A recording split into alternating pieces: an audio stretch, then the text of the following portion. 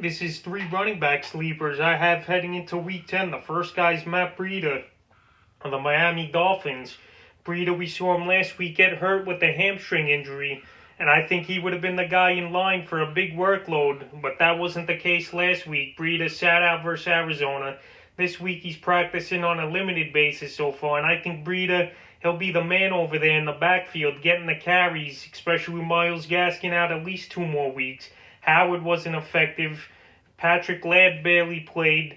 And the rookie Ahmed, he looked okay. But Matt Breida, when this guy plays, which is a big if, he's always injured. He could have a lot of impact on a game on the ground and pass catching, which is his specialty. So Breida, he's out there in a bunch of leagues still. But this week, if you're in a big pinch, he's a guy that is definitely a sleeper and could have a decent game for you. The second guy is Colin Ballage. Spoke about him a lot this week. The Los Angeles Chargers, that is.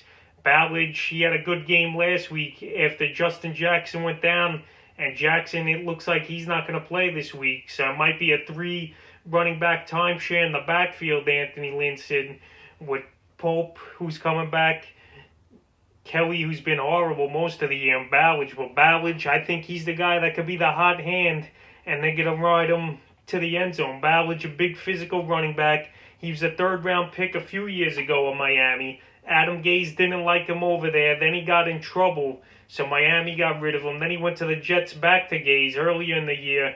They barely used him, only on limited and special teams role. And then the Chargers picked him up, had him stashed on the practice squad.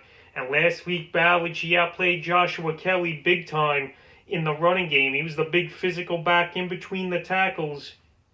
And he was getting the job done, Ballage. He finished the game with 15 carries, 69 yards and a touchdown, and 2 catches for 15 yards. So Ballage, he's a decent sleeper this week. The third and final guy is Nyheim Hines of the Indianapolis Colts. He's an up and down running back for that Colts team, but Hines, he definitely has a role as the 3rd down back and the passing downs back. And this week he's got a Tennessee Titan team on Thursday Night Football, where I think he could exploit him a little and get some separation. We saw him explode 2 weeks ago in Detroit for 3 catches, 54 yards, and 2 touchdowns. I don't expect that from Hines.